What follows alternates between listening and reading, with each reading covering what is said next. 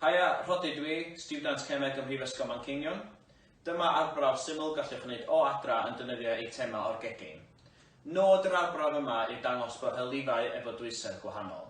Ac yr oll ydych chi'n gwneud yr arbrawf yma ydy mel, fferi liquid, llefrith, dŵr ac olew coginio.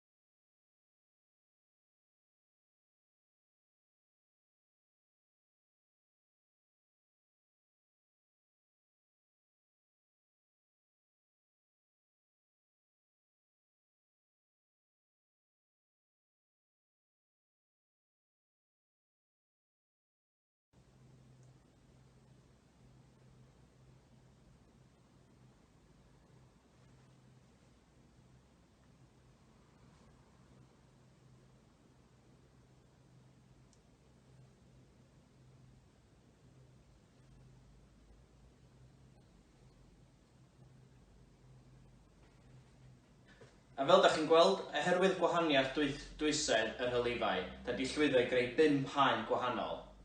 Ac oherwydd gwahaniaeth dwysedd yr hylifau, mae hyn yn effeithio pwynt gorffwys yr eitemau da ni'n adio.